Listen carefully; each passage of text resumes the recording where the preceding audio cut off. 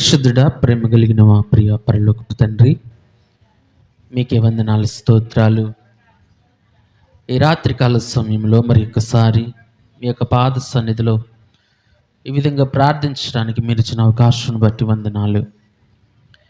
ఇదిగో ప్రభా, ఈరోజు ఇప్పుడు ఈ యొక్క వాక్యాన్ని వినటానికి మా హృదయాలను మేము సిద్ధపరచుకొని ఉండగా వినగలిగిన చెవులను, గ్రహించగలిగిన మనస్సులను మా అందరికీ దయచేయండి. మాలో ప్రతి ఒక్కరితోనూ మీరు మాట్లాడండి పరిశుద్ధాత్ముడా. మీ యొక్క వాక్యంలో ఉన్న లోతులను మేము తెలుసుకుని నిన్ను స్తుతించే నామాన్ని కనపరిచే వారముగా మేమందరం కూడా ఉండటానికి సహాయం చేసి మమ్మల్ని నడిపించమని ప్రార్థిస్తూ ఉన్నాం. ఇక్కడ మీ యొక్క సన్నిధి ఉండాలి, మీ యొక్క పరిశుద్ధాత్మ యొక్క శక్తి పని చేయాలి. మా మధ్యలో సమాధానమును దయచేసి మీ యొక్క వాక్యాన్ని అంగీకరించగలిగిన మనస్సును మా అందరికీ దయచేసి మమ్మల్ని నడిపించమని, దీవించి ఆశీర్వదించమని, విశ్వాసములకు కర్తయు దానిని కొనసాగించువాడైన యేసుక్రీస్తు నామములో అడిగి వేడుకొంచు ప్రార్థిస్తున్నాము తండ్రి, ఆమేన్. Praise the lord. దేవుని నామానికి మహిమ కలుగును గాక. దేవుని యొక్క వాక్యాన్ని చదువుకోవడానికి ప్రయత్నం చేద్దాం. 147వ కీర్తన మొదటి 3 వచనాలు చదువుకుందాం. 147వ కీర్తన. యెహోవాను స్తుతించుడి, మన దేవునికి స్తోత్రగానము చేయుట మంచిది, అది మనోహరము, స్తోత్రము చేయుట ఒప్పిదము. యెహోవాయే యెరూషలేమును కట్టువాడు, చెదరిన ఇశ్రాయేలీయులను పోగు చేయువాడు. గుండె చెదరిన వారిని ఆయన బాగు చేయువాడు, వారి గాయములు కట్టువాడు. హల్లెలూయా, హల్లెలూయా. ఈ యొక్క కీర్తన మనందరికీ కూడా ప్రత్యక్షంగా మనకు తెలియకపోయినా ఒక పాట దీని ద్వారా మనం పాడుకుంటాం. క్రైస్తవ లోకానికి తెలుగు పాటలు పాడేవారికి ఈ యొక్క పాట చాలామందికి పరిచయం. దేవునికి స్తోత్రము గానము చేయుట మంచిది అనే పాట చాలామంది పాడుతూ ఉంటారు ఇప్పటికీ కూడా. చాలా పాత పాట అది. ఈ యొక్క కీర్తనను అనుసరించి పాడటం అనేది జరిగింది. దీనిలో ఉన్న పదాలను ఉన్నది ఉన్నట్టుగా ఆ యొక్క కీర్తనలో పెట్టడం అనేది జరిగింది. అయితే ఈ యొక్క కీర్తనని మనము ఎందుకని ధ్యానం చేస్తున్నాము అని అంటే, మన జీవితంలో మనకి బాధ కలిగిన, ఆనందం కలిగిన, ఎటువంటి పరిస్థితుల్లో మనం ఉన్నా, దిక్కుతోచని పరిస్థితుల్లో మనం ఉన్నా, సహాయం కోసం ఆర్జిస్తూ ఉన్నా, కృతజ్ఞతాపూర్వకముగా ఉన్నా, ఎటువంటి పరిస్థితుల్లో ఉన్నా మనల్ని ఆదరించగలిగేది పాటలు మాత్రమే. హల్లెలూయా.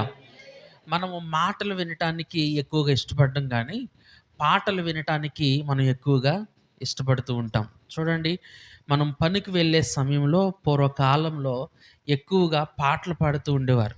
ఆ పాటల్లో చాలా చరిత్ర ఉంటుంది. ఆ పాటల్లో చాలా సమాచారం అనేది ఉంటూ ఉంటుంది. అవి సరదాగా పాడుకునే పాటలే, సరదాగా పాడుకునే పాటలే కానీ ఆ పాటలు పాడుతూ ఉన్నప్పుడు పని చేయటం కూడా అంత అలసటగా ఉండేది కాదు. అటువంటి పరిస్థితులు గతంలో ఇప్పటికీ కూడా జరుగుతూ ఉన్నాయి. ఇప్పుడైతే సినిమా పాటలు పాడుకుంటారు, సినిమా పాటలు పెట్టుకుంటారు కానీ గతంలో అయితే ఎవరికి వారే పాటలు పాడేవారు. నేను ఒక ఫేస్బుక్లో ఒక వీడియోని చూశాను. అది మన గ్రూపులో కూడా నేను షేర్ చేశాను. ఏమిటి, పని చేయడానికి వెళ్ళిన ఆడపిల్లలు కొంతమంది ఖాళీ సమయంలో దేవుని పాట పాడుకుంటున్నారు. దావీదు వలెనే నాట్యమాడి దేవా నిన్ను కదా. ఒక ఆవిడ ఎలాగ నాట్యం చేస్తుందో చూశారు. అందులో ఒక ముసలావిడ, ఆవిడని చూసి పల్లెంతో తప్పట్లు కొడతా అందరినీ లేపుతుంది చక్కగా. అంటే ఖాళీగా ఉన్న సమయంలో వాళ్ళు వేరే పాటలు ఏం పాడుకోకుండా దేవుని పాటలు పాడుకుంటున్నారంటే వాళ్ళందరూ క్రైస్తవులని మనకు అర్థమవుతుంది. వాళ్ళందరూ కలిసి ఆ పాటలు పాడి చక్కగా దేవుణ్ణి ఆరాధిస్తూ ఉంటే ఎంత సంతోషంగా అనిపించిందో అనే విషయాలు మనకు తెలుసు. అంటే పాట అనేది మనల్ని ఎలాంటి స్థితికి తీసుకుని వెళ్తుంది అంటే, మనము బాధాకరమైన స్థితిలో ఉన్నా సరే మనల్ని ఆనందకరమైన స్థితిలోనికి తీసుకుని వెళ్తుంది. ఒకవేళ మన ఆనందంలో ఉంటే గనక ఇంకా ఎక్కువైన ఆనందంలోనికి తీసుకుని వెళ్తుంది. పాట అనేది ఎప్పుడు మనం పాడుకుంటామంటే, ఎందుకు మనం పాడుకుంటాము అనంటే, ఒక మంచి స్థితిలోనికి, మంచి ఆనందకరమైన స్థితిలోనికి, దేవునికి దగ్గరగా జరగడానికి అవకాశం ఉంటుందనే ఉద్దేశ్యంతో మనం పాటలు ఎక్కువగా పాడుతూ ఉంటాం. అలాగే అనేకమైన కీర్తనలు బైబిల్‌లో రాయబడ్డాయి. ఎక్కువ కీర్తనలు దావీదు ద్వారా రాయబడ్డాయి. కాబట్టి ఈ కీర్తన కూడా దావీదు రాశాడని చాలామంది అంటారు. మరి ఎవరు రాశారేంటో మనకు తెలీదు. కాకపోతే ఈ యొక్క కీర్తన ఎప్పుడు పాడుకున్నారు అనంటే, ఆహ్, వాళ్ళు చెరలోనికి వెళ్ళి 70 సంవత్సరాల పాటు చెరలో జీవించి ఇశ్రాయేలు ప్రజలు 3 దఫాలుగా మరలా యొక్క కనాను దేశానికి, వారు నివసించే యెరూషలేము పట్టణానికి వారొచ్చారు. అప్పటికి వారికి 70 సంవత్సరాలయిపోయింది. వారి పితరులందరూ కూడా చాలా మట్టుకు చనిపోయిన వారే. కొత్త తరం వచ్చింది. క్రొత్త తరం వచ్చింది. వాళ్ళు యెరూషలేముకి వచ్చేటప్పటికి అప్పటికి దేవాలయము కట్టబడలేదు. చుట్టూ గోడలు కూడా కట్టబడలేదు. ఆ సమయంలో నెహెమ్యా నాయకుడిగా ఉన్నాడు వాళ్ళకి. ఎజ్రా శాస్త్రిగా ఉన్నాడు. తర్వాత జెరుబ్బాబేలు వారందరికీ కూడా నాయకుడిగా ఉన్నారు. వీరి ముగ్గురి యొక్క నాయకత్వంలో ఆ ఇశ్రాయేలు ప్రజలు మరలా యొక్క యెరూషలేము పట్టణానికి, ఇశ్రాయేలు దేశానికి రావడం అనేది జరిగింది.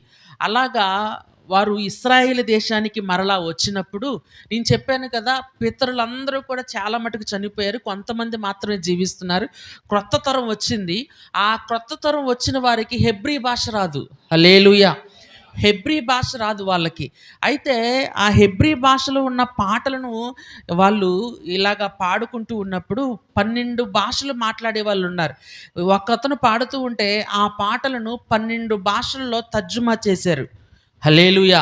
12 భాషల్లో తర్జుమా చేశారు. అదేవిధంగా వాక్యం చెబుతూ ఉంటే, హెబ్రీ భాషలో ఇతను చెబుతూ ఉంటే, ఎజ్రా చెబుతూ ఉంటే 12 భాషల్లో దాన్ని తర్జుమా చేయటం ప్రారంభించారు. ఆ విధంగా ఆ రోజు 4 గంటల సేపు, ఒక జాము ఉన్నంత సేపు వాళ్ళు నిలబడి దేవునిని ఆరాధించడం మొదలుపెట్టారు. హల్లెలూయా! హల్లెలూయా! వారందరూ కలిసి ఏక మనసుతో, ఏక కంఠముతో దేవుని సన్నిధిలో వాళ్ళు ఆరాధించడం ప్రారంభించారు. వారు పాడుకున్న పాటే, ఆ సమయంలో వారు పాడుకున్న పాటే ఇప్పుడు మనం చదువుకున్న 147వ కీర్తన. యెహోవాను స్తుతించుడి, మన దేవునికి స్తోత్రగానము చేయుట మంచిది, అది మనోహరము, స్తోత్రము చేయుట ఒప్పిదము. పాటను వారందరూ కూడా పాడుకోవడం అనేది జరిగిందనమాట. చూడండి, వారు ఆ యొక్క పాట పాడుకునేటప్పటికీ, వారందరూ కలిసి ఆరాధన చేసుకునేటప్పటికి వారికి మందిరం లేదు. వారి చుట్టూ కూడా యెరూషలేము గోడలు కట్టబడలేదు. వారికి ఎటువంటి మేలు అప్పటికి జరగలేదు. వారికి ఇంకా స్థిరత్వం అనేది యెరూషలేము దేశంలో, యెరూషలేము పట్టణంలో వారికి లేదు. కానీ వారందరూ కూడా ఏం నిర్ణయించుకున్నారు అనంటే, ముందు దేవునికి ఆరాధన చేద్దాం అనే విషయాన్ని వారు ముందు పెట్టి ఆ విధంగా నడిపించబడడం అనేది జరిగిందనమాట. కాబట్టి ఈ కీర్తనలో ఉన్న విషయాలను మనం తెలుసుకోవడానికి ప్రయత్నం చేద్దాం. మొట్టమొదటగా వారు ఏమని పాడారు? ఇందులో ఉన్న వాక్యం ఏమిటి అనంటే, యెహోవాను స్తుతించుడి, యెహోవాను స్తుతించుడి. దేవునికి దగ్గరయ్యే మార్గాలలో ప్రధానమైన మార్గం ఏమిటి అనంటే స్తుతి. ఆయనను కొనియాడటము ద్వారా, ఆయన సన్నిధిలో ఆయన మనస్సును మనం తెలుసుకోవటం ఎప్పుడు జరుగుతుంది అనంటే, స్తుతి చేయటం ద్వారా, లేకపోతే పాట పాడుకునుట ద్వారా, లేకపోతే స్తోత్ర గానములు చేయుట ద్వారా ఇదంతా జరుగుతుంది. ఇది ఎలాగ మనం తెలుసుకోగలము అనంటే, మీకు తెలుసు కదా, పరలోకంలో ఎప్పుడూ కూడా స్తుతి అనేది జరుగుతూనే ఉంటుంది. యెషయా అనే ఒక ప్రవక్త ఒక దర్శనాన్ని చూచాడు. ఏమిటి ఆ దర్శనము? మీ అందరికీ తెలుసు. పరలోకంలో అత్యున్నతమైన సింహాసనం మీద ప్రభువు ఆసీనుడై ఉండగా ఆయన చూచాడు. దేవదూతలు 2 రెక్కలతో ఎగురుతూ, 2 రెక్కలతో కాళ్ళు కప్పుకుంటూ, 2 రెక్కలతో మొఖాన్ని కప్పుకుంటూ అవి పాడుతూ ఉన్నాయి. ఏమిటి? పరిశుద్ధుడు, పరిశుద్ధుడు, పరిశుద్ధుడు అని గాన ప్రతిగానములతో ఆయన స్తుతిస్తూ ఉన్నాయి. హల్లెలూయా! అంటే దేవదూతల వంటి వారే ఆయనను స్తుతించడానికి వారు ఉపక్రమించడం అనేది మనం చూస్తూ ఉంటే, స్తుతి అనేది ఎంత గొప్పదో అనే విషయాన్ని మనం తెలుసుకోవాలి. దేవునికి దగ్గరగా జీవించేవారు స్తుతిస్తారు. దేవునికి దూరంగా ఉండేవారు సణుగుతారు. అర్థమవుతుందండి? దేవునికి దగ్గరగా ఉండేవారు స్తుతిస్తారు. దేవునికి దూరంగా ఉండేవారు సణుగుతారు. అంటే నేను ఈ విషయాన్ని ఎందుకని చెప్తున్నానంటే, దేవునికి దగ్గరగా ఉండే దేవదూతలేమో ఆయన్ని స్తుతిస్తున్నాయి. దేవునికి దూరంగా ఉన్న సాతాను ఏమో ఎప్పుడూ కూడా దేవుడి మీద సణుగుతూనే ఉంటూ ఉంది. ఎప్పుడూ కూడా నరకంలో ఎప్పుడూ కూడా దేవుని మీద అపవాదులు లేకపోతే అపనిందలు వేయటమే దానికి పని. లేకపోతే ఆయనకిష్టమైన ప్రజల మీద, లేకపోతే ఆయనకిష్టమైన తన కుమారుల మీద ఆ అపనిందలు వేయటమే సాతాను యొక్క పని. అంటే దేవునికి దగ్గరగా ఉండేవాళ్ళు స్తుతిస్తారు. దేవునికి దూరంగా ఉండేవారు సణుగుతారు. కాబట్టి మనం దేనిని ఎంచుకుంటాం? మనము దేనిలో కొనసాగడానికి ఇష్టపడుతూ ఉంటాం. చూడండి, దా దేవుణ్ణి స్తుతించడం అనేది కేవలం మనం ఆనందంగా ఉన్నప్పుడు మాత్రమే కాదు. దేవునికి స్తుతించడం అనేది మనము కేవలం ఆనందంగా ఉన్నప్పుడు మాత్రమే కాదు. ఎప్పుడెప్పుడు స్తుతించాలి? ఎటువంటి పరిస్థితుల్లోనైనా సరే స్తుతించాలి. ఎప్పుడు మనం చదువుకునే వాక్యమే మరొకసారి చదువుదాము. అపోస్తుల కార్యములు 16వ అధ్యాయము. అపోస్తుల కార్యములు 16వ అధ్యాయము 24వ వచనం నుంచి చదువుదాము. అపోస్తుల కార్యము 16వ అధ్యాయము 24వ వచనం నుంచి చదువుదాం. అతడు అట్టి ఆజ్ఞను పొంది వారిని లోపలి చెరసాలలోనికి త్రోసి వారి కాళ్ళకు బొండ వేసి బిగించెను. అయితే మధ్యరాత్రి వేళ సౌలును శీలయు దేవునికి ప్రార్థించుచు కీర్తనలు పాడుచుండిరి. ఖైదీలు వినుచుండిరి. అప్పుడు అకస్మాత్తుగా మహాభూకంపము కలిగెను. చెరసాల పునాదులు అదరెను. వెంటనే తలుపులన్నీ తెరచుకొనెను. అందరి బంధకములు ఊడెను. హల్లెలూయా, హల్లెలూయా. పౌలు శీలలు చెరసాలలో ఉన్నారు. వారి యొక్క పరిస్థితి ఏమిటి అని అంటే, వారిని ఇష్టం వచ్చినట్లుగా కొట్టి చాలా దెబ్బలు కొట్టిన తర్వాత వారి యొక్క గాయం నుండి రక్తము కారుతూ ఉండగానే వారిని చెరసాలలో వేసి బొండలు వేసి బిగించారు.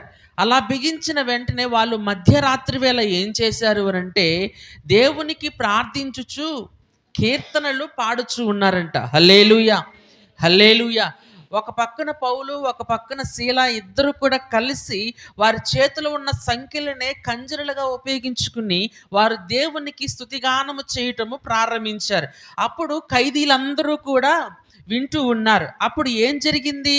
అకస్మాత్తుగా మహాభూకంపము కలిగెను. మహాభూకంపము కలిగిన తర్వాత చెరసాల పునాదులు అదిరెను. తలుపులన్నీ తెరచుకొనెను. అందరి బంధకములు ఊడెను. చూడండి, వారు ప్రార్థించినప్పుడు అది జరిగిందో లేదో తెలియదు కానీ వారు బలముగా కీర్తనలు పాడుతున్నప్పుడు మాత్రము అది జరిగింది. హల్లెలూయా, హల్లెలూయా. అంటే వారు ఉంటున్న పరిస్థితి ఏమిటి, వారు ఉంటున్న స్థితి ఏమిటి అని అంటే, వారు చెరసాల్లో ఉన్నారు. వారు గాయాలతో ఉన్నారు. వారి గాయాల నుండి రక్తము కారుతూ ఉన్నా కానీ వారిని నొప్పి అనేది వారిని ఏలటం లేదు, లేకపోతే వారిని బాధ అనేది ఏలటం లేదు. వారు ఏం చేస్తున్నారు అని అంటే, దేవునికి స్తోత్రము చేయటం మాత్రము ఆపలేదు. దేవునికి కీర్తనలు పాడటం మాత్రము ఆపలేదు. మధ్యరాత్రి వేళ అది జరిగినప్పుడు వారు చుట్టూ ఉన్న ప్రకృతి అంతా కూడా భూకంపంలాగా కదలటం అనేది అక్కడ జరగటం మనం చూస్తూ ఉన్నాం. హల్లెలూయా. అంటే స్తుతి అనేది కేవలము మనము బాగున్న పరిస్థితుల్లో మాత్రమే చేసేది కాదు. స్తుతి అనేది ఎప్పుడూ కూడా ఎటువంటి పరిస్థితుల్లో ఉన్నా కానీ చేయాల్సింది. అంటే స్తుతి మనం ఎప్పుడైతే స్తుతి చేస్తామో సాతానంట మన నుండి దూరంగా వెళ్ళిపోతాడు. మీకు బెర్క్మన్స్ గారని ఆయన ఒక పాట రాశాడు. మనం ఎప్పుడు పాడే పాటలు ప్రేమించేదని అధికముగా అనే పాట రాసిన ఆయన బెర్క్మన్స్ గారు.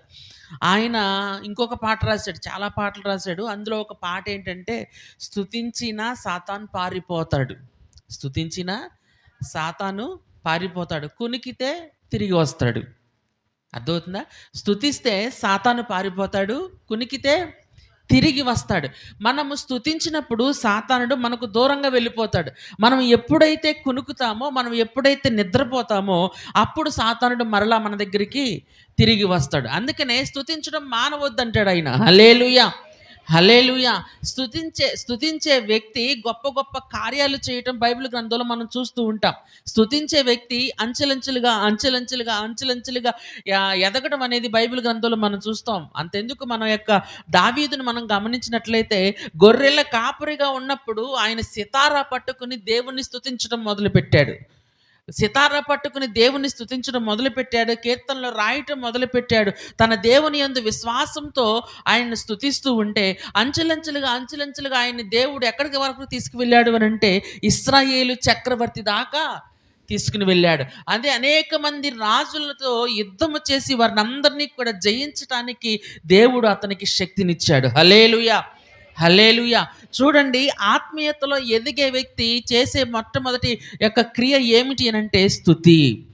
యెహోవాను స్తుతించుడి. మనం స్తుతించుట ద్వారా మాత్రమే దేవుణ్ణి సంతోషపరచగలము. స్తుతించడానికి ఎప్పుడూ కూడా సాకులు చెప్పొద్దు. హల్లెలూయా! స్తుతించడానికి ఎప్పుడూ కూడా సాకులు చెప్పొద్దు. ఇప్పుడు నా చిన్నప్పుడు ఒక కథ చదువుకున్నాను నేను. ఏంటి అనంటే, సింహం అడవిలో బర్త్‌డే పార్టీ పెట్టుకుంది. తన బర్త్‌డే పార్టీని పెట్టుకుంది. చిన్నప్పుడు కదా, చిన్నపిల్లలు కదా, అలాగుంటాయి కథలు. బర్త్‌డే పార్టీ పెట్టుకుంటే అడవిలో ఉన్న జంతువులన్నిటికి కూడా ఆహ్వానాన్ని ఇచ్చింది. ఒకవేళ ఆ ఆహ్వానంలో ఏమని ఇచ్చిందంటే, ఒకవేళ మీరు నా బర్త్‌డే పార్టీకి రాకపోతే తర్వాత నాకు డిన్నర్ అయ్యేది మీరే. అర్థమవుతుందా? మీరు గనక రాకపోతే తర్వాత మిమ్మల్ని చంపుకు తినేస్తాను అని చెప్పేసి ఆ ఆహ్వాన పత్రికలో రాసింది. అలా అన్నీ వచ్చినాయి గానీ తాబేలు రాలేదంట. ఏది రాలేదు? తాబేలు రాలేదంట. రాకపోతే దానికి కోపం వచ్చింది. వచ్చి తాబేలు దగ్గరకొచ్చి, "ఏంటి నిన్న నా బర్త్‌డే పార్టీకి నువ్వు రాలేదు" అనంటే, "నాకు ఒంట్లో బాలేదండి అయ్యగారు" అని అందంట. ఒంట్లో బాగోకపోయినా సరే నువ్వు రావాలని చెప్పేసి అన్నాను కదా! ఎందుకని నువ్వు అలాగ చేసావు? ఈరోజు నిన్ను చంపడానికి వచ్చాను నేను అనంటే, లేదండి మా ఇంటికి చుట్టాలొచ్చారండి అందుకని నేను రాలేదండి అని అంది. చుట్టాలొచ్చారా? మరి ఆ చుట్టాలను కూడా తీసుకురావచ్చు కదా! నేనేమన్నా కాదని నీకు వంటొండే విధానం కూడా లేకపోను కదా! ఆ చుట్టాలను కూడా తీసుకురావచ్చు కదా! అంటే, లేదండి మా ఇల్లు నేను అలుకుతున్నాను అందుకని రాలేకపోయానందంట. ఆవిడ ఇల్లు అలుకుతుందంట. ఏదో శుభ్రం చేసుకుంటుందంట. ఆ! ఇల్లు అలగటం అంటే ఇల్లు శుభ్రం చేసుకోవడం అంటే బానే ఉంది. అది అయిపోయిన తర్వాతైనా నువ్వు రావచ్చు కదా! అంటే, మా ఇల్లు ఇడిచిపెట్టి నేనసలు ఎక్కడికి వెళ్ళనండి అని అందంట. అంటే, సరే ఈ రోజు నుంచి నీ ఇంటిని విడిచి నువ్వు బయట ఎక్కడైనా కనబడితే నాకు అక్కడికక్కడే నిన్ను చంపుకుని తినేస్తానంది. అప్పటినుంచి అది తన ఇంటిని విడిచి బయటికి ఎళ్ళదంట. తన ఇల్లునే తీసుకెళ్ళిపోద్దంట ఎక్కడికెళ్ళినా. అర్థమైందా మీకు? తనకున్న ఆ యొక్క చెప్ప దాని ఇల్లనమాట. ఆ ఇంటిని విడిచిపెట్టి అది ఎళ్ళదు అనే ఉద్దేశ్యంతో ఆ యొక్క కథని చెప్పారు. అంటే అది చాలా నవ్వుగా వస్తది. కాకపోతే ఇందులో నేను చెప్పాలనుకున్నదేంటంటే, ఆ పార్టీకి వెళ్ళడానికి అనేక రకమైన సాకులు చెప్పింది. ఎళ్ళడానికి ఇష్టం లేదు ఆవిడకి. ఎవరికి? తాబేలుకి. ఇప్పుడు కూడా దేవుని సన్నిధికి రావడానికి, లేకపోతే దేవుని సన్నిధిలో స్తుతించడానికి మనం అనేకమైన కారణాలు చెప్తాం. నేను నుంచోలేనండి, లేకపోతే నాకు బాగోలేదండి, లేకపోతే నేను గట్టిగా అరవలేనండి, లేకపోతే నాకు అదండి, ఇదండి, అదండి చాలా సాకులు చెప్తాం. కానీ స్తుతించటం మొదలుపెడితే ఆ యొక్క ఆటంకాలన్నిటికి కూడా దేవుడు తీసేస్తాడు. హల్లెలూయా! హల్లెలూయా! ఆ ఆటంకాలన్నిట్లో నుంచి కూడా దేవుడు మనకి విడుదల అనేది ఇస్తాడు. స్తుతి అనేది దేవుడు మనకిచ్చిన ఒక గొప్ప వరం లాంటిది. మనం ఎప్పుడైతే స్తుతిస్తామో దేవుణ్ణి సంతోషపెడతాం కాబట్టి, స్తుతించడం అనేది ప్రతి ఒక్క క్రైస్తవునికి, దేవుణ్ణి అనుసరించే ప్రతి ఒక్కరికి కూడా అది అవసరమైనది. హల్లెలూయా! తర్వాత 147 కీర్తనలోనే మొదటి వచనంలోనే ఈ మాట అంటారు. యెహోవాను స్తుతించుడి, మన దేవునికి స్తోత్రగానము చేయుట మంచిది. చూడండి ఇక్కడ మంచిది అనే మాటని మాట్లాడినప్పుడు దాని యొక్క అర్థం ఏమిటి అనంటే, ఇప్పుడు చూడండి డాక్టర్ దగ్గరికి వెళ్ళినప్పుడు మీరు ఉప్పు, కారం తగ్గించాలండి, లేకపోతే ఉప్పు, పంచదార తగ్గించాలండి. అది మీ యొక్క ఆరోగ్యానికి మంచిది అనంటారు. మంచిది అంటే దాని అర్థం ఏంటి అక్కడ? మీ యొక్క ఆరోగ్యం అనేది సజావుగా ఉండాలి అనంటే, మీకు మంచి జరగాలి అనంటే, మీరు రుచి మీద కాకుండా ఆ యొక్క ఉప్పు, పంచదార అనేది తగ్గించడం ద్వారా మీరు యొక్క మీ ఆరోగ్యాన్ని మీరు కాపాడుకోగలరు అని చెప్పేసి దాని యొక్క అర్థము. అదేవిధంగా ఇక్కడ వాక్యంలో రాయబడిన మాట ఏమిటి అనంటే, మన దేవునికి స్తోత్రగానము చేయుట మంచిది అనంటే, అది దేవునికేదో ఒరగబెట్టినట్టు కాదు. అది ఎవరికి మంచిది అనంటే మనకే మంచిది. హల్లెలూయా! హల్లెలూయా! ఎందుకని మనకు మంచిది అనంటే, ఇక్కడ ఒక విషయాన్ని లోతుల్లోనికి వెళ్ళడానికి ప్రయత్నం చేద్దాం. దేవుడు మనిషిని చేసినప్పుడు ఏమన్నాడంటే, మన పోలిక చొప్పున నరులను చేయుదము అని చెప్పేసి ఆయన అనుకున్నాడు. అంటే ఆయన పోలికలో మనం ఉన్నామనే సంగతి మనందరికీ అర్థమవుతుంది. ఆయన పోలికను మనలో పెట్టాడు అనే విషయం మనందరికీ కూడా అర్థమవుతుంది. పరలోకంలో నిత్యము ఏముంటుంది అనంటే స్తుతి అనేది జరుగుతుంది. అంటే ఆయన పోలికలో ఉన్న మనకి కూడా స్తుతి అనేది ఉంటేనే మనం మంచిగా ఉంటాం. ఒకవేళ స్తుతి అనేది లేకపోతే మన యొక్క పరిస్థితి అధోగతి అయిపోతుంది. హల్లెలూయా! నేను చెప్పిన మాట అదే. మనము బాధాకరమైన పరిస్థితిలో ఉన్నప్పుడు ఒక మంచి పాటను పాడుకుంటే గనక ఆనందకరమైన పరిస్థితిలోనికి మనము వెళ్తూ ఉంటాం. కారణం ఏమిటి అనంటే ప్రతి ఒక్కరిని కూడా ఉత్తేజపరిచేది పాట. ప్రతి ఒక్కరికి కూడా జబ్బులను కూడా నయం చేసేది పాట, సంగీతము. లేకపోతే స్తుతి అనేది ప్రతి ఒక్కరిని కూడా ఉత్తేజపరుస్తుంది. దానికి కారణం ఏమిటి అనంటే మనము దేవుని పోలికలో చేయబడ్డాము కాబట్టి. హల్లెలూయా! మనము దేవుని పోలికలో చేయబడ్డాం కాబట్టి అది మనకు మంచిదిగా ఉంటుంది. స్తుతి చేయడం అనేది మనకు మంచిది. ఒకవేళ ఆ స్తుతి దేవునికి కాకుండా వేరే వాళ్ళకి చేస్తే పూర్వకాలంలో జాతరల్లో గానీ, తీర్థయాత్రల్లో గానీ, తీర్థాల్లో గానీ ఎలాగ జరిగేవి అనంటే చాలా సాంప్రదాయకంగా జరిగేవి. అక్కడ మ్యూజిక్ వాయించినా, లేకపోతే ఇంకేది జరిగినా చిన్నప్పుడు తీర్థానికి వెళ్ళినప్పుడు చాలా సంబరంగా ఉండేది. కానీ ఈ రోజున జాతరలు ఎలా జరుగుతున్నాయి అనంటే రికార్డింగ్ డాన్స్ లేకుండా జాతర జరగదిప్పుడు. ఈ రోజున పండగలు ఎలా జరుగుతున్నాయంటే తాగుడు లేకుండా పండగ అనేదే లేనే లేదు. చూడండి, సాంప్రదాయబద్ధంగా కుటుంబ పరముగా చేసుకునే పండుగలు ఈ రోజు లేవు. ఏ పండగొచ్చినా సరే పేకాట ఆడేవాళ్ళుంటారు. అది ఏ పండగైనా సరే, ఏ పండగొచ్చినా సరే తాగుబోతులు ఎక్కువైపోయేవాళ్ళుంటారు. ఏ పండగొచ్చినా సరే రికార్డింగ్ డాన్సులు వేసుకునే వాళ్ళుంటారు. అంటే ఒకప్పుడు సాంప్రదాయబద్ధకంగా జరిగిన ఆ యొక్క సంస్కృతి రాను రాను ఎందుకని పాపంలోనికి తీసుకుని వెళ్ళిపోతుంది అనంటే, మనము నిజ దేవుణ్ణి కాకుండా వేరే దాన్ని స్తుతిస్తే, వేరే వాళ్ళని స్తుతిస్తే గనక వాళ్ళలోనికి మనం మారిపోవడానికి, వాళ్ళ యొక్క ప్రకృతిలోనికి లేకపోతే వారి యొక్క ఆలోచనలోనికి మనల్ని తీసుకుని వెళ్ళిపోవడానికి ఒక కారణమవుతుంది. హల్లెలూయా! హల్లెలూయా! అందుకనే చాలామంది యవ్వనస్తులు నాకు అడుగుతూ ఉంటారు, "ఏవండీ సినిమాలు చూడొచ్చా" అని. సినిమాలు చూడొచ్చా అని చెప్పేసి అడుగుతారు. అప్పుడు నేను అంటాను, సినిమాలు చూడొచ్చా లేదా అనేది బైబిల్‌లో లేదు గానీ, సినిమాలు చూసినప్పుడు సినిమా పాటలు పాడాలనిపిస్తదా నీకు అని చెప్పేసి అంటాను. హల్లెలూయా! సినిమా పాటలు పాడాలనిపిస్తదా అంటే, ఆ! పాడాలనిపిస్తది. అంటే అప్పుడప్పుడు నోట్లో నుంచి బయటికి వచ్చేస్తాయి ఆ పాటలు. ఆ సినిమా పాటలు అలాగా అలవాటవుతూ ఉంటాయి. అలాంటి సందర్భంలో ఏమవుతుంది అనంటే, మెల్లిమెల్లిగా మీరు ఎవరిలోనికి కన్వర్ట్ అయిపోతారంటే, ఆ సినిమాలోనికి కన్వర్ట్ అయిపోతారు. దాంట్లో నుంచి మంచిని తీసుకునే బదులు దానిలో నుంచి చెడును తీసుకుని చెడిపోయే ప్రమాదాలు చాలా ఎక్కువగా ఉంటాయి. హల్లెలూయా! స్తుతి అనేది ఏం చేస్తుంది అనంటే, మనం ఎవరినైతే స్తుతిస్తున్నామో వాళ్ళలాగా మారిపోవడానికి కారణమవుతుంది. చూడండి, ఈ లోకంలో ఇప్పుడు సినిమా యాక్టర్లనే కావచ్చు, లేకపోతే క్రికెట్ ఆడే వాళ్ళనే కావచ్చు, లేకపోతే వాలీబాల్ ఆడే వాళ్ళనే కావచ్చు, లేకపోతే రాజకీయ నాయకులనే కావచ్చు, లేకపోతే ఇంకా వేరే బిజినెస్‌లో గానీ, వ్యాపారాల్లో గానీ, ఇంకా వేరే వేరే రంగాలలో అత్యున్నతమైన స్థాయికి వెళ్ళిన వారే కావచ్చు. వారిని చూచి, వారిని అభిమానించి, వారిలాగా అవ్వాలని తాపత్రయపడే అనేక మంది యవ్వనస్తులు వారిలాగానే తయారైపోతూ ఉంటారు. హల్లెలూయా! ఎందుకంటే వారి హృదయంలో వారిని స్తుతిస్తూ ఉన్నారు. వారు మాటలు పలకకపోయినా వారి హృదయము వారి వైపుకి తిరిగింది. కాబట్టి ఎప్పుడైతే వారిని స్తుతిస్తూ ఉన్నారో, వారిని ఆరాధిస్తూ ఉన్నారో, వారి రూపంలోనికి మారిపోతూ ఉంటారు. వారి యొక్క హృదయంలోనికి మారిపోతూ ఉంటారు.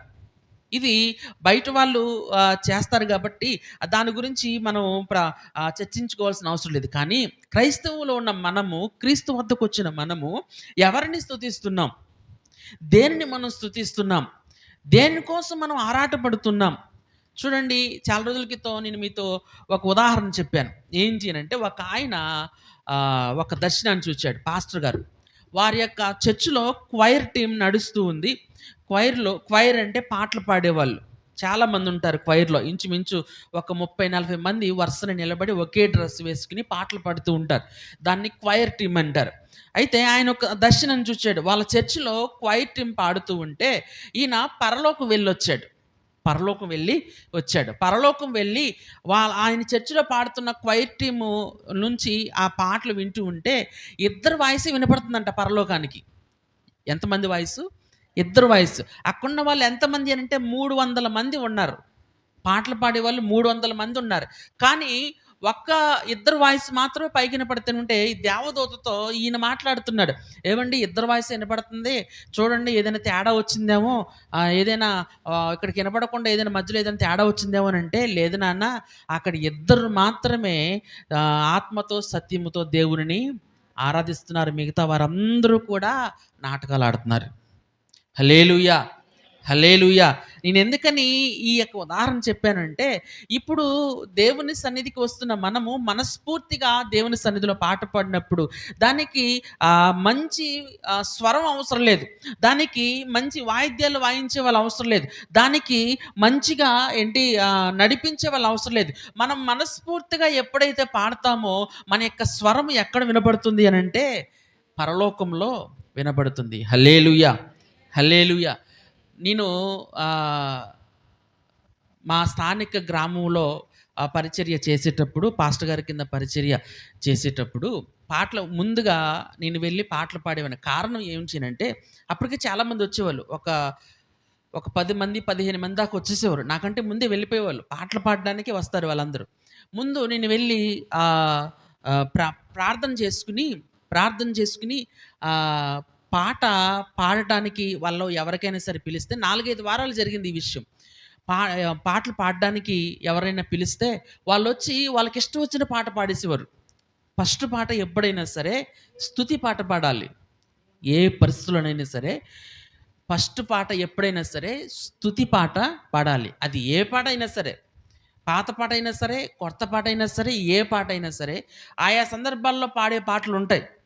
కాబట్టి ఫస్ట్ పాట ఏం పాడాలంటే స్తుతి పాట పాడాలి. స్తుతి పాట అంటే ఏంటి అంటే వాళ్ళకి తెలీదు. దేవుణ్ణి స్తుతిస్తూ పాడే పాటలు ఉంటాయి. అవి కొత్తవైనా సరే, పాతవైనా సరే స్తుతించే పాటలుంటాయి. కానీ వాళ్ళు వివిధ సందర్భాల్లో పాడుకునే పాటలు పాడేస్తూ ఉంటే నేను చాలా సార్లు చెప్పాను. ఫస్ట్ పాట స్తుతి పాట పాడండి అని చెప్పేసంటే, ఎప్పుడైతే అలాగన్నానో ఆ తర్వాత వారం నుంచి మొదటి పాట పాడడానికి ఎవరు రావట్లా. మొదటి పాట పాడడానికి ఎందుకని? వారికి స్తుతి పాట పాడడం కన్నా, దేవుణ్ణి స్తుతించడం కన్నా వాళ్ళ యొక్క వాయిస్‌ని వినిపించుకోవడం అనేది వారికి చాలా ఇష్టం. అర్థమవుతుందా? వారి యొక్క వాయిస్‌ని వినిపించుకోవడానికి, వారి యొక్క గొప్పతనాన్ని చెప్పుకోవడానికి, వారు మేము ఇలాగ పాడుతున్నామని చెప్పేసి చూపించుకోవడానికి వారికి చాలా ఇష్టం. అందుకనే వారు అలాగ ప్రవర్తించడానికి కారణం అనమాట. హల్లెలూయా! నేనెందుకని ఇక్కడ ఈ విషయాన్ని చెప్పాను అనంటే, మనము దేవుని సన్నిధిలో స్తుతిస్తూ ఉన్నప్పుడు అది మనం ఎంచుకున్న పాటైనా, లేకపోతే మన పక్కనోళ్ళు ఎంచుకున్న పాటైనా సరే, అది దేవుని పాట కాబట్టి దేవుని సన్నిధిలో ఆ పాటను మనం పాడవలసిన అవసరత ఉంది. ఏ పాటైనా సరే మనస్ఫూర్తిగా పాడవలసిన అవసరత అనేది ఉంది. కానీ నాకిష్టం వచ్చిన పాటని నాకిష్టమైన రీతిలో నేను పాడుకుంటాను. నేను పాడినప్పుడు వాయిద్యాలు బాగా కొట్టాలి. నేను పాడినప్పుడు అందరూ కూడా చప్పట్లు కొట్టాలి. నేను పాడినప్పుడు నేనొక్కదాన్నే, లేకపోతే నేనొక్కడినే ఉండాలి అని చెప్పేసి ఎప్పుడూ కూడా అనుకోకూడదు. నేను మొట్టమొదటిగా దర్శనాన్ని చెప్పానే, యెషయా ఒక దర్శనాన్ని చూచాడు. ఆయన చూచిన ఆ యొక్క దర్శనంలో దేవదూతలు ఎలాగున్నాయంటే 6 రెక్కలు వాటికుంటే 2 రెక్కలతో కాళ్ళు కప్పుకున్నాయి, 2 రెక్కలతో కళ్ళు కప్పుకున్నాయి, 2 రెక్కలతో ఎగురుతున్నాయి అని చెప్పేసి రాయబడి ఉంది. హల్లెలూయా! 6 రెక్కలతో ఎగరొచ్చు కదా! 6 రెక్కలతో ఎగరొచ్చు కదా! ఎగరట్లేదు. 6 రెక్కలతో ఎగరట్లేదు. ఎందుకనంటే 2 రెక్కలేమో కాళ్ళకు కప్పుకుంటున్నాయి. 2 రెక్కలేమో మొఖానికి కప్పుకుంటున్నాయి. అంటే వాటి మొఖము గాని, వాటి యొక్క కాళ్ళు గాని బయటికి కనిపించట్లేదు. హల్లెలూయా! బయటకి వినిపించేది ఏమిటి అంటే కేవలము వాటి యొక్క వాయిస్ మాత్రమే వినిపిస్తుంది. హల్లెలూయా! స్తుతించే వాడి యొక్క లక్షణం ఎలాగుంటుంది అనంటే వాడి యొక్క రూపం కనపడవలసిన అవసరత లేదు. వాడి యొక్క అతని యొక్క స్వరము మాత్రము వినిపిస్తే చాలు. ఆ స్వరము దేవునికి వినిపిస్తే చాలు. ఆ విధంగా మనము స్తుతించబద్దులమై ఉన్నాము. హల్లెలూయా!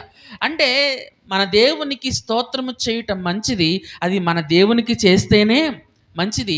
దేవునికి కాకుండా వేరే ఎవరికి చేసినా సరే అది మంచిది కానే కాదు. అది మన జీవితానికి కీడు తీసుకొచ్చేదిగా ఉంటుంది అని చెప్పేసి మనం అర్థం చేసుకోవాలి. హల్లెలూయా! తర్వాత అదే వచనంలో రెండో మాట ఇలాగుంటుంది. అది మనోహరము స్తోత్రము చేయుట ఒప్పిదము. హల్లెలూయా! చూడండి, మనోహరము అనంటే ఏంటివనంటే సంతోషించదగిన విషయం. స్తుతించినప్పుడు ఎప్పుడూ కూడా మన హృదయము సంతోషకరమైన స్థితిలోనికి వెళ్ళడం అనేది జరుగుతుందనమాట. దేవుని నామానికి మహిమ కలుగును గాక.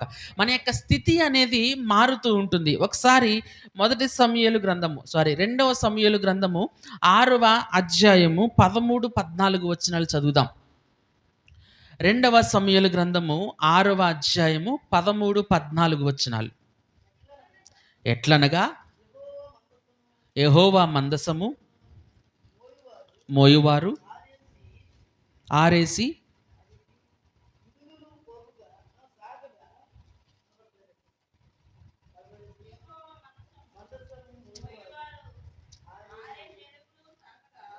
అడుగులు సాగగా ఎద్దు ఒకటియు క్రొవ్విన దూడ ఒకటియు వధింపబడిను. దావీదు నారతో నేయబడిన ఏఫోదును ధరించిన వాడై శక్తి కొలది యెహోవా సన్నిధిని నాట్యమాడుచుండెను. ఇలాగున దావీదును ఇశ్రాయేలులందరూ ఆర్భాటముతోనూ బాకా నాదములతోనూ యెహోవా మందసమును తీసుకుని వచ్చిరి. హల్లెలూయా! హల్లెలూయా! దేవుని నామానికి మహిమ కలుగును గాక. గతంలో ఈ యొక్క వాక్యాన్ని మనం చదువుకున్నాం, దినవృత్తాంతాల గ్రంథంలో చదువుకున్నాం. అయితే ఇక్కడ మనం తెలుసుకోవాల్సింది ఏంటంటే దీనికి ముందు మందసమును తీసుకొస్తున్నప్పుడు ఉజ్జా అనే వ్యక్తి చచ్చిపోతాడు.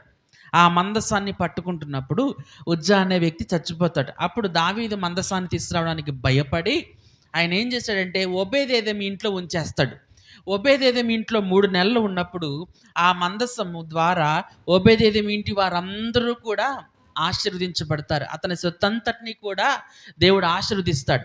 ఇది తెలుసుకున్న దావీదు ఏం చేస్తాడంటే మరలా ఆ యొక్క మందసమును తీసుకురావడానికి సన్నాహాలు చేసి యాజకులు దానిని మోసేటట్టుగా చేసి అందరికీ కూడా ఆరాధన చేసే ప్రజలందరినీ కూడా ఏర్పాటు చేసి ఒక క్రొవ్విన దూడను ఒక ఎద్దును కూడా అక్కడ బలి ఇచ్చి వారికి ఆ యొక్క మందసానికి అర్పణగా చేసి గొప్పగా శక్తి కొలది యెహోవా సన్నిధిలో నాట్యమాడుతూ ఆ మందసాన్ని తీసుకురావడం జరిగింది. హల్లెలూయా!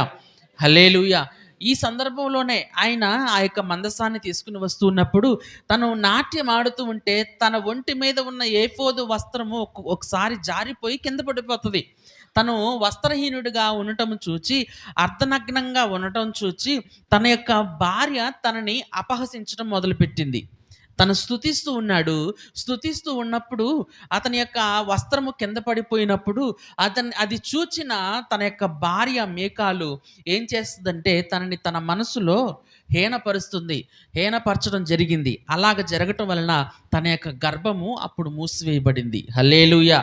ఇక్కడ మనం తెలుసుకోవాల్సింది ఏమిటి అంటే ఇక్కడ దావీదు స్తుతిస్తూ ఉన్నప్పుడు తనలో ఎటువంటి భయము కానీ, ఎటువంటి వేదన కానీ, ఎటువంటి చెడు ఆలోచనలు కానీ ఉన్నట్టుగా మనకు కనిపించవు. నేను ఎందుకని విషయాన్ని చెప్తున్నానంటే దీనికి ముందే ఉజ్జా అనే వ్యక్తి చచ్చిపోతాడు. మందస్సాన్ని పట్టుకుంటున్నప్పుడు ఉజ్జా అనే వ్యక్తి చచ్చిపోతాడు. అలా చచ్చిపోతూ ఉన్నప్పుడు ఆ మందస్సాన్ని తీసుకురావడానికి భయపడిపోవాలి దావీదు. కానీ తను ఎందుకని ధైర్యంగా తీసుకురాగలిగాడు? ఆ మందస్సాన్ని మరలా ఎందుకని తను తీసుకురావడానికి ప్రయత్నం చేశాడు అనంటే, ఆ దేవుడికి స్తుతి అంటే ఇష్టము కాబట్టి, ఆయన్ని స్తుతించడానికి దావీదు వెనకాడలేదు కాబట్టి, బలమైన ఆరాధన చేద్దామనే ఉద్దేశంతో ఆ మందస్సాన్ని పట్టుకుని తీసుకురావడానికి దావీదు ఇష్టపడడం అనేది మనం చూస్తూ ఉన్నాం. హల్లెలూయా, హల్లెలూయా. ఆ యొక్క ఆరాధన తను చేస్తూ ఉన్నప్పుడు, దేవుణ్ణి స్తుతిస్తూ ఉన్నప్పుడు, వాయిద్యాలతో బలమైన స్తుతి అక్కడ జరుగుతూ ఉన్నప్పుడు, దావీదు హృదయంలో ఎటువంటి బాధ గాని, ఎటువంటి భయం గాని లేనే లేదు. చూడండి, తను ఆ యొక్క మందసాన్ని ఆ గుడారములో పెట్టి తన ఇంటికి వెళ్ళినప్పుడు మీకాల్ అంటుంది, వ్యర్థుడొకడు నాట్యమాడినట్టు నువ్వు నా పనికెత్తలందరి ముందు కూడా ఎందుకని నువ్వు డ్యాన్స్ చేసావు, ఎందుకని నువ్వు నాట్యమాడావు అని చెప్పి దావీదుతో గొడవకు దిగినప్పుడు దావీదు అంటాడు, దేవుడు నన్ను హెచ్చించిన విధానమును బట్టి నేను ఆయన ఎంతగా స్తుతించినా కానీ నాకు అది చాలదు అనే విషయాన్ని అక్కడ చెప్తాడు. హల్లెలూయా. తన భార్య తనని హీనపరుస్తూ ఉన్నా కానీ, తన భార్య తనని తోలనాడుతూ ఉన్నా కానీ, తన భార్య తనని అర్థం చేసుకోకపోయినా కానీ, తను మాత్రం ఆరాధన చేయడం అనేది ఆగలేదు. ఆరాధన అనేది, లేకపోతే స్తుతి అనేది ఏం చేస్తుంది అని అంటే, మనల్ని విశ్వాసములో స్థిరులుగా ఉంచుతుంది. హల్లెలూయా. విశ్వాసములో స్థిరులుగా ఉంచుతుంది. విశ్వాసములో స్థిరత్వం కలిగిన వారిగా ఉంచుతుంది. మనకి ఎన్ని బాధలు వచ్చినా, ఎన్ని అవరోధాలు వచ్చినా, ఎన్ని అవమానాలు వచ్చినా, ఆరాధన చేయటం మనం ప్రారంభిస్తే, స్తుతి చేయటం మనం ప్రారంభిస్తే, మనము ఆత్మీయ స్థితిలో మనం నిలబడతామే తప్ప ఎప్పటికీ కూడా పడిపోము. ఆరాధన అనేది అంత గొప్పది. ఆరాధన అనేది అంత విలువైనది. ప్రతి ఒక్క క్రైస్తవుడు, ప్రతి ఒక్క దేవుని సంబంధి అయిన వ్యక్తి ఆరాధించే ప్రజలుగా ఉండాలి. కారణం ఏంటి అంటే, స్తుతి అనేది మనల్ని దేవుని దగ్గరికి తీసుకుని వెళ్తుంది. ఒక దైవజనుడు ఏమన్నాడంటే, ఈ మాట అన్నాడు, ప్రార్థన చేసినప్పుడు మనము దేవుని సన్నిధికి వెళ్తాం, మనము పరలోకానికి వెళ్తాం, కానీ ఆరాధన చేసినప్పుడు పరలోకమే మన దగ్గరకు వస్తుందంట. హల్లెలూయా. అర్థమవుతుందా మీకు? మనం ప్రార్థన చేసినప్పుడు మనం పరలోకానికి వెళ్తాం, కానీ మనము ఆరాధన చేసినప్పుడు పరలోకమే మన దగ్గరికి వస్తుందంట. అంటే ఎక్కడైతే దేవుని ప్రజలు ఆరాధిస్తారో, ఎక్కడైతే దేవుని ప్రజలు స్తుతిస్తారో, ఎక్కడైతే దేవుని ప్రజలు దేవునిలో ఆనందించడానికి ఉపక్రమిస్తారో, అక్కడికి ఆ దేవుడు తన పరలోకంతో పాటు అక్కడికి రావడానికి ఇష్టపడుతుంటాడు. తన దేవదూతల సమూహంతో అక్కడికి రావడానికి ఇష్టపడుతూ ఉంటాడు. ఎప్పుడైనా సరే మీరు గమనించండి, ఒక బలమైన ఆరాధన జరుగుతూ ఉన్న మీటింగ్స్లో, ఏ మీటింగ్స్లో అయినా సరే, పెద్ద వాళ్ళు బలమైన ఆరాధన చేసే వాళ్ళు చాలామంది ఉన్నారు. ఈ నేటి క్రైస్తవ సంఘాలలో, నేటి క్రైస్తవ విధానంలో చాలామంది బలమైన ఆరాధన చేసే వాళ్ళు ఉన్నారు. కొంతమంది ఆరాధన అంటే ఇష్టపడరు, కానీ ఆరాధన చేసే వాళ్ళు ఉన్నారు. అటువంటి ఆరాధనలు చేసేటప్పుడు ఎప్పుడైనా సరే మీరు ఒకవేళ మీ సెల్ ఫోన్లో కెమెరా ఉంటుంది కదా, ఆ కెమెరాతో ఒక్కసారి పైకి ఇలాగనండి. ఎప్పుడైనా సరే మీరు ట్రై చేయండి. ఎందుకంటే గతంలో మేము చాలాసార్లు ట్రై చేసాం దాన్ని. ట్రై చేస్తే కొన్ని చుక్కలు కనబడతాయి, అక్కడక్కడ చుక్కలు కనబడతాయి. నేను ట్రై చేశాను దాన్ని. అక్కడక్కడ చుక్కలు అనేవి కనబడతాయి. ఆ చుక్కలకి రెక్కలు ఉండటం కూడా కనిపిస్తుంది మీకు. హల్లెలూయా, హల్లెలూయా. అంటే ఎవరు వారు? దేవదూతలు. దేవుని నామానికి మహిమ కలుగును గాక. ఇది ఎప్పుడు మాకు తెలిసిందంటే, ఒక ఆయన గుడివాకలంకి వచ్చారు. వచ్చి ఆయన ఆరాధనలో ఎక్కువగా ఆరాధన చేస్తూ ఉంటే, అప్పుడు కెమెరాతో షూట్ చేస్తే, ఈ కెమెరాని ఇలాగ తీసుకుని వెళ్ళి అలా తీసుకుని వస్తున్నప్పుడు ఆకాశం వైపుకి తిరిగింది కెమెరా. అప్పుడు పడింది ఆకాశంలో నుంచి ఏవో చిన్న చిన్న చుక్కలు కిందకు వస్తున్నట్టుగా కనిపించినాయి. ఆ చుక్కలకి కొన్నిటికి రెక్కలు ఉండటం కూడా కనిపించింది. హల్లెలూయా, హల్లెలూయా. నేను ఎందుకని విషయం చెప్తున్నానంటే, ఎక్కడైతే మనం ఆరాధన చేస్తామో అక్కడికి దేవుడే తన యొక్క పరలోకంతో పాటు దిగిపోతాడు. కాబట్టి మనం అందరం కూడా ఆరాధించే ప్రజలుగా ఉండాలి అని దేవుడు కోరుకుంటున్నాడు. మనం ఆరాధించే ప్రజలుగా, ఒకవేళ ఇక్కడ మనము స్తుతించలేకపోతే పరలోకంలోనికి వెళ్ళి మనం ఎప్పటికీ స్తుతించలేము. ఎందుకనంటే అక్కడ ఎప్పుడూ కూడా చేసే పని ఏంటి అని అంటే స్తుతించడమే. మనకు వేరే పనేమీ ఉండదు. కాబట్టి ఇక్కడే మనం స్తుతిలో ముందుకు వెళ్ళగలిగినట్లయితే, స్తుతిలో ఒక అత్యున్నతమైన స్థాయికి వెళ్ళగలిగినట్లయితే గనక గొప్ప మేలులను, గొప్ప ఆశీర్వాదాలను మనం చూడగలుగుతాం. దేవుని సన్నిధిని మనం అనుభవించగలుగుతాం. చూడండి 147 కీర్తన 2వ వచనాన్ని నేను చదువుతున్నాను. ఈ 2వ వచనాన్ని చెప్పుకొని మనము ముగించుకుందాం. యెహోవాయే యెరూషలేమును కట్టువాడు, చెదరిన ఇశ్రాయేలీయులను పోగు చేయవాడు. గమనించండి, ఇక్కడ యెరూషలేమును కట్టింది ఏ ఉద్దేశంతో కట్టాడు? యెరూషలేమును దేవుడు ఏ ఉద్దేశంతో కట్టాడు అనంటే, ఇశ్రాయేలీయులకు ఒక రాజ్యముగా ఉండటానికి, ఆ ఇశ్రాయేలు రాజ్యానికి రాజధానిగా యెరూషలేము ఉండడానికి దేవుడు సంకల్పించి ఉన్నాడు. హల్లెలూయా! ఆ యెరూషలేమును కట్టింది ఎవరు అనంటే దేవుడే కట్టాడు. సాధారణంగా పట్టణాన్ని కట్టాల్సింది ఎవరు? ఒక పట్టణాన్ని కట్టాల్సింది ఎవరు? ఇప్పుడు మన మన రాష్ట్ర రాజధాని అమరావతిని కట్టాల్సింది ఎవరు? చంద్రబాబు నాయుడు కదా! ఆయనొచ్చి సిమెంట్ అందిస్తాడు అక్కడికొచ్చి.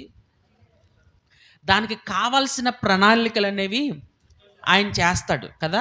అంటే ఇక్కడ మీరు గమనించాల్సింది ఏంటంటే, ఒక పట్టణం కట్టబడడానికి కావాల్సిన ప్రణాళికలు, కావాల్సిన నియమాలు, ఏది ఎక్కడుండాలి, ఏది ఎలాగుండాలి అనే నియమాలు ఎవరు చేస్తారు అనంటే, ఆ పట్టణానికి సంబంధించిన రాజు, లేకపోతే ప్రభుత్వము, లేకపోతే అధికారి దానిని జరిగిస్తాడు. ఇప్పుడు యెరూషలేమును కట్టువాడు యెహోవాయే అనే మాటను చదివినప్పుడు మీరు గమనించాల్సింది ఏమిటి అనంటే, యెరూషలేము యొక్క అధికారి ఎవరు అనంటే దేవుడే. హల్లెలూయా!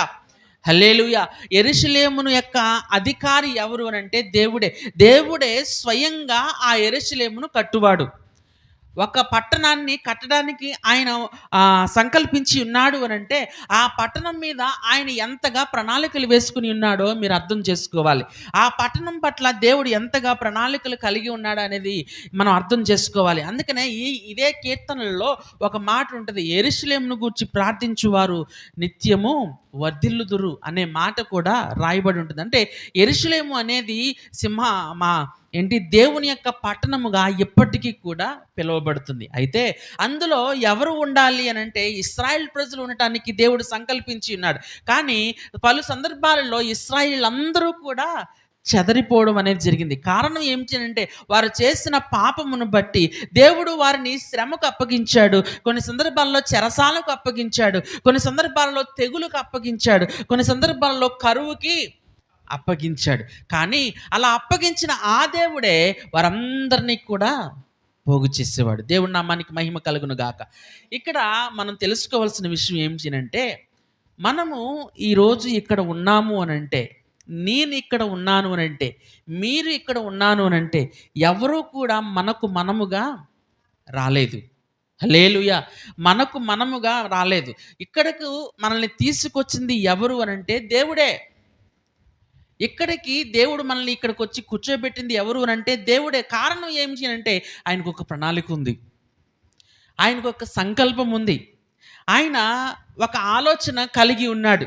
ఆ ఆలోచనను నెరవేర్చడానికి మనల్ని కూడా ఇక్కడ తీసుకొచ్చాడు. అదేంటండి, ఆయన స్వరాన్ని మేము వినలేదు కదా అని అంటే, ఏదో ఒక వార్త ద్వారా మనం వచ్చి ఉంటాం కదా. చూడండి, మనము గతంలో కొన్నిసార్లు చదువుకున్నాము, న్యాయాధిపతుల గ్రంథంలో కాదు, రూతు గ్రంథంలో ఈ మాట ఉంటుంది. నయోమి అలాగే ఓర్ప, రూతు వారు ముగ్గురు కూడా వెధవరాళ్ళుగా ఉన్నప్పుడు నయోమి ఒక మాట అంటది. తన యొక్క బెత్లెహేములో దేవుడు దర్శించాడని తను విని అప్పుడు ఏం చేస్తుందంటే, తిరిగి తను ఎక్కడికి ప్రయాణం అవుతుంది? బెత్లెహేముకి ప్రయాణం అవుతుంది. అంటే ఇక్కడ మీరు గమనించాలి, ఆ విషయాన్ని చెప్పింది ఎవరు నయోమికి? తెలీదు. ఆ మాట రాయబడలేదు. కానీ ఆ వార్తను అక్కడికి అందించింది ఎవరు అనంటే దేవుడే. ఆ వార్త అక్కడ అందించింది ఎవరు అనంటే దేవుడే. దేవుడే నయోమిని మరలా బెత్లెహేముకి తీసుకురావడానికి సంకల్పించి ఉన్నాడు. హల్లెలూయా! హల్లెలూయా! అంటే ఈ గ్రామంలో మీరందరూ కూడా ఉండటానికి కారణం ఎవరు అనంటే దేవుడే. ఈ గ్రామంలో మీరందరూ కూడా ఉండి ప్రార్థన చేయడానికి కారణం ఎవరు అనంటే దేవుడే. దేవుడు ఒక ప్రణాళికను సిద్ధపరుచుకున్నాడు. ప్రతి ఒక్కరి పట్ల ఆయన ఒక ప్రణాళికను సిద్ధపరుచుకున్నాడు. ఆ ప్రణాళిక ప్రకారమే మీరందరూ కూడా ఇక్కడ ఉన్నారు. హల్లెలూయా! హల్లెలూయా! అది మీకు ఇష్టమున్నా ఇష్టం లేకపోయినా సరే ఖచ్చితంగా దేవుని యొక్క ప్రణాళికలో మీరు ముందుకు వెళ్ళవలసిందే. దేవుని నామానికి మహిమ కలుగును గాక. కాబట్టి మనము దేవుని యొక్క ప్రణాళికను అర్థం చేసుకుని, దేవుని యొక్క సన్నిధిలో మనల్ని దేవుడు ఎందుకని ఇక్కడ పెట్టాడో దాన్ని బట్టి మనం ముందుకు వెళ్ళవలసిన సందర్భం. నేను పోయిన వారం కాకుండా అంతకు ముందు వారం నేను చెప్పాను యోసేపు గురించి. యోసేపుని దేవుడు ఎక్కడ పెట్టాడు అనంటే తన సహోదరుల దగ్గర పెట్టాడు. సహోదరుల దగ్గర తను ఉంటూ ఉన్నాడు. చూడండి, అతన్ని ప్రేమించేది ఎవరు అంటే తన తండ్రి. కానీ తన సహోదరులు తనని ప్రేమించట్లా. కానీ దేవుడు ఎక్కడ పెట్టాడు అనంటే తనని ద్వేషిస్తున్న సహోదరుల దగ్గరే పెట్టాడు. కారణం ఏమిటి? వారిని పోషించే బాధ్యత యోసేపుకి ఇచ్చాడు దేవుడు. హల్లెలూయా, హల్లెలూయా. ఎలాగ పోషిస్తాడు, ఎలాగ బ్రతికిస్తాడు అనంటే మొట్టమొదటగా తన ఆత్మీయత ద్వారా తనని బ్రతికించాల్సిన అవసరం ఉంది. హల్లెలూయా. ఆ తర్వాత అంచెలంచెలుగా తన శ్రమలలో, తన యొక్క ఇబ్బందుల్లో, తన యొక్క అవమానాల్లో తను అంచెలంచెలుగా ఐగుప్తు దేశానికి వెళ్ళి ఐగుప్తు దేశం ప్రధానమంత్రి అయిన తరువాత అప్పుడు అన్నలు వచ్చి తనని సాష్టాంగ పడుతూ ఉంటే అప్పుడు యోసేపు అంటాడు, మీరు కంగారు పడొద్దు, మీరు నాకు చేసిన కీడును బట్టి మీరు ఎప్పటికీ కూడా దుఃఖపడవద్దు. ఇప్పుడు జరిగే కీడును బట్టే దేవుడు నన్ను ముందుగానే ఇక్కడికి పంపించాడు. హల్లెలూయా. అంటే చూడండి, ఒక శ్రమ మనకు వస్తుంది అనిస్తే, లేకపోతే ఒక ప్రాంతానికి మనం వెళ్తున్నామనంటే, లేకపోతే ఇక్కడ మనము ఉంటున్నాము అనంటే అది కేవలము దేవుని యొక్క ప్రణాళిక. దేవుడు మనల్ని పోగు చేసి ఇక్కడ పెట్టాడు. ప్రతి ఒక్కరిని కూడా రప్పించి ఇక్కడ పెట్టాడు. ప్రతి ఒక్కరి పట్ల కూడా ఆయన యొక్క ప్రణాళిక ఉంది. ఆయన ప్రణాళికను మనం అర్థం చేసుకుని ఆ ప్రణాళిక ప్రకారం మనం నడిపించబడ్డానికి ఇష్టపడితే కనుక దేవుని యొక్క సన్నిధి మనకు తోడుగా ఉంటుంది.